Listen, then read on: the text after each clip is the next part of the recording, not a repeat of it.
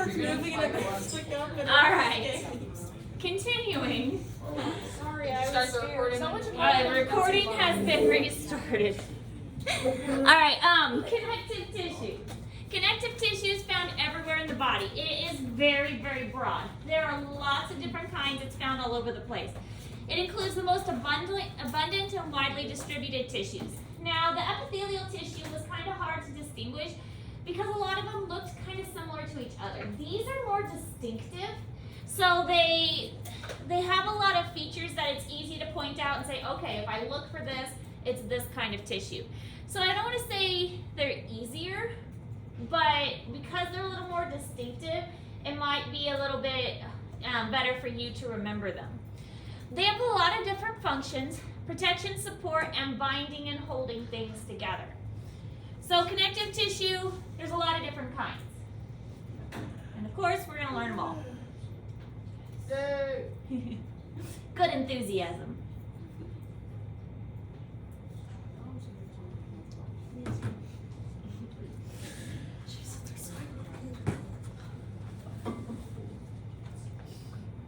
Yeah, I might not walk around as much today.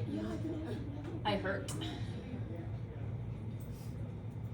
You guys had a meet 24 minutes ago. You did not. Yeah, you didn't know. It was funny. Oh, yeah.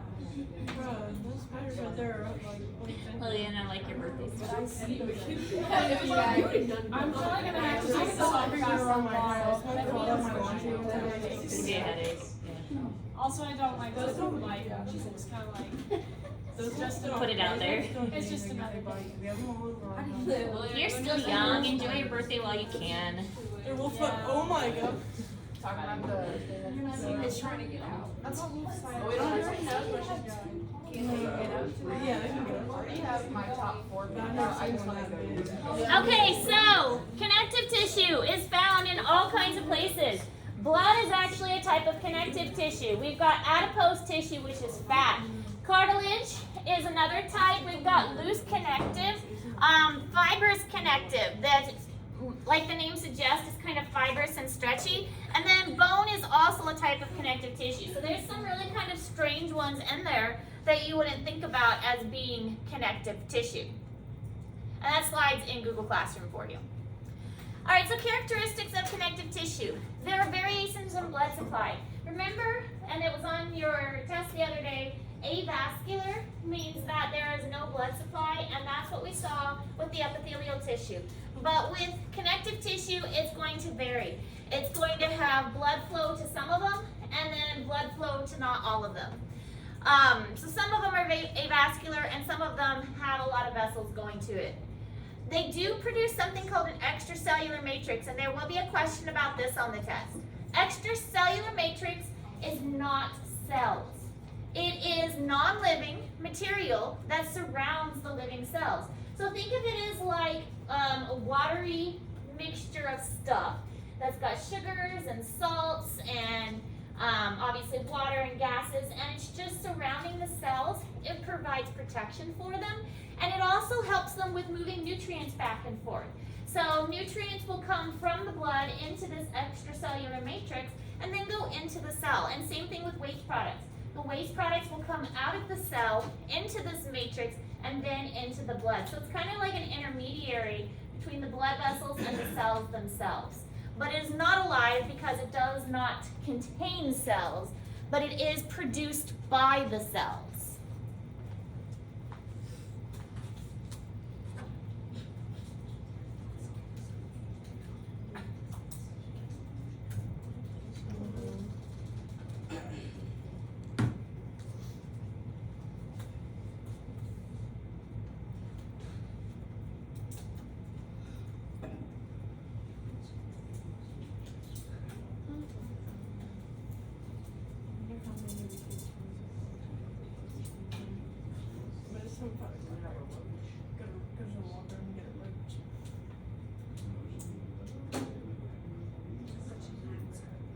Remember freshman year, there were some was in there, and all of a sudden it's a big one, and just everywhere.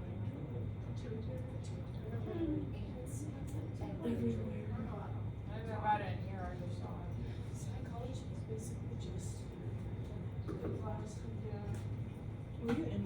Did you just got?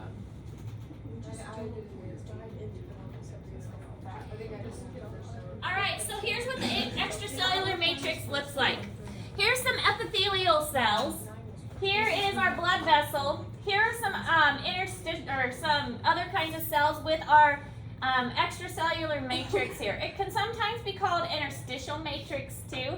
It's kind of the same thing. It's this fluidy kind of stuff that's found between the cells and between the vessels. So materials diffuse across the surface. Remember osmosis and diffusion. So if there's a lot of oxygen in here, the oxygen diffuses out into the extracellular matrix, and then it can diffuse into the cells.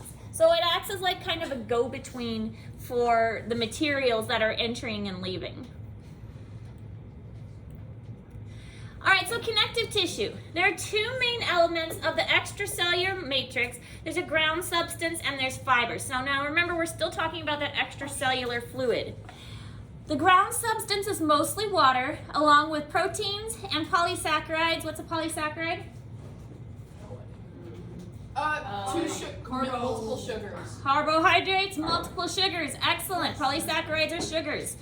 So it's mostly going to be proteins and sugars that are found within this ground substance. And then there's also fibers. There's collagen fibers, elastic fibers, and reticular fibers. So different kinds of fibers that help to make it, kind of think of it as spongy, so it can absorb that fluid. So it makes those fibers make it kind of a spongy material. So there will be a question about this on the test, so make sure you understand this part right here, like star it or underline it or something.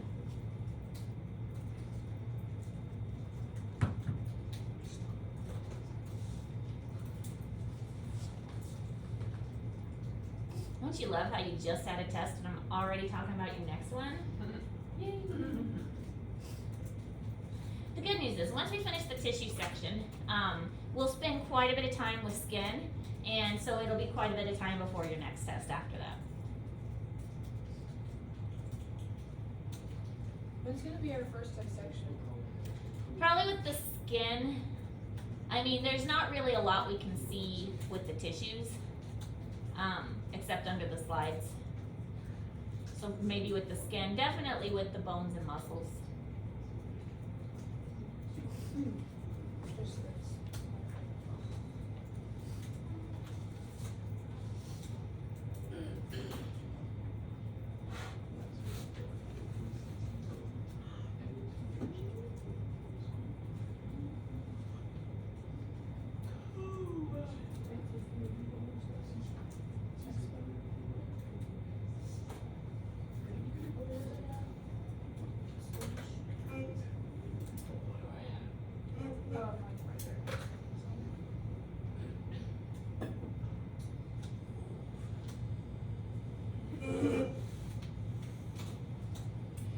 Okay, now one of the reasons that all of these things fall under connective tissue is because they all come from an original parent cell. It's kind of weird to think, okay, well, blood and bone are super different from each other. Why are they both considered connective? Same thing with fat. Fat or lipids is another connective tissue, but it's very different. And that's because they all come from the same a common embryonic origin, which is the mesenchyme. So because they all originate from this one source and divide up into different things later, that's why they're all considered connective tissues. You don't really need to know that and how they divide up, but that is kind of an understanding of why they're all grouped together. All right, this is in Google Classroom because it's a lot of writing, it's all important. And you will have a question about this as well, because remember, tissues are made up of cells. And so these are some of the specific cells that are going to be found within the connective tissues. And so there will be a question on the test. It'll probably say something like, name 3 of the cells that we talked about in class that make up the tissues and describe what their purpose is, or something like that. So you definitely don't want to just gloss over this slide because you'll see this again. Just set it there. Thank you. So, fibroblasts. They secrete protein fibers and components of the extracellular matrix. That's what ECM stands for, extracellular matrix. But that's what fibroblasts do. They're a specific kind of cell that make protein fibers and other things for the matrix. Macrophage, phagocytos. Macro large.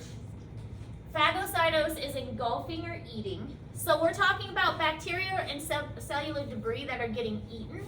And these are very large cells, and they're found in certain types of tissues that will often wander around and move throughout tissues, eating things that aren't supposed to be there. All right, so it's part of your immune system. They're going to wander around the body, maybe within the lymph nodes, maybe within the blood vessels, maybe within the digestive tract, eating things that aren't supposed to be there. Plasma cells secrete antibodies that attack or neutralize foreign substances. So again, part of the immune system. And then there's also mast cells. Mast cells produce histamines, and this is one of the things that gets a little too excited when you have allergies. These mast cells, they will dilate blood vessels and they ingest and kill bacteria, but sometimes they can overreact, and that's what causes allergies to occur.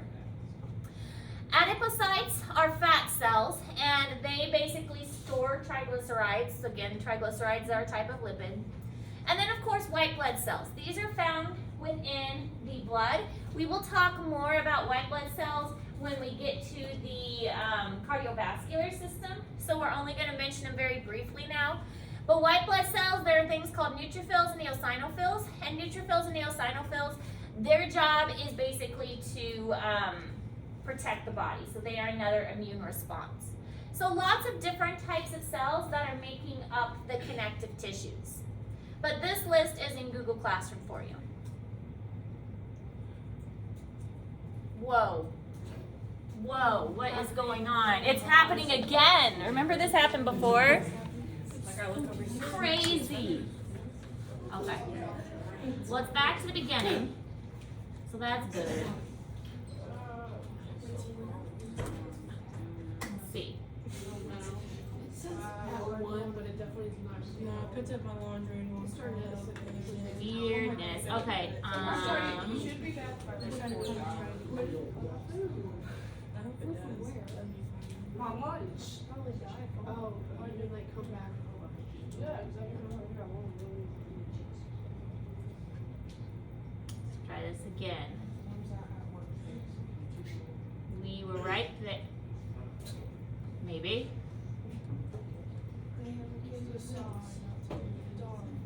We have one slide left. We had one slide left. We have one slide left. Oh my goodness gracious. Wow, that's freaky. Okay. We'll just finish up that last slide tomorrow since we had just one slide left. I'm gonna restart my computer and see if I can get that to change it too. But your new assignment is the connective tissue chart, the connective tissue chart. Same thing as you did with the other chart, which is in, which we did with the epithelial. So, oh, I have those. I printed them out. That's right. So, I have copies of those that you can do instead of doing it on your iPad.